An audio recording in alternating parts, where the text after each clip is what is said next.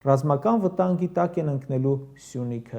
Երասխը, Ջերմուկը, Գեղարքունիքը, Վարդենիսի ու Սևանի հատվածում, Տավուշը։ Անվտանգության խորհրդի քարտուղարն ասում է, մենք գնում ենք խաղաղության պայմանագրի ճանապարհով, մենք այդ ձև ենք սպառնալիքները չեզոքացնելու, կներեք, բայց դա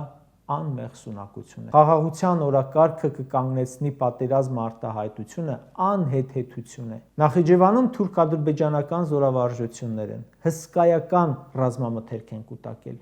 Միայն Հայաստանի օդային տարածքով Ադրբեջանը դեպի Նախիջևան կրկնապատկել է թռիչքները։ Հասկանում եք, չէ՞, ինչեր կարող են կուտակած լինել ու այսօր էլ կուտակել։ Սրանք, ժողովուրդ ջան, վտանգավոր զարգացումների դեպքում ծրագիր չունեն, լուծման ուղի չունեն։ Էլի ասելու են 44-օրյա պատերազմից ով է հետը զենք, կասկա, ֆորմա, բատինկա բերել, հագեք, կազմեք ջոկատներ ու գնացեք։ Նիկոլի Ադրբեջանին հանձնած տարածքներում ռազմաբազաները կառուցված արդեն, օդանավակայաններ, ադրբեջանական, թուրքական, իսրայելական, պակիստանյան համատեղ զենքերի կուտակումներ են։ Դրանք թե Իրանի դեմ կարող են օգտագործվել, թե Հայաստանի։ Հայաստանը դիմագրավելու ինչ ուժ ունի, ում է դիմելու։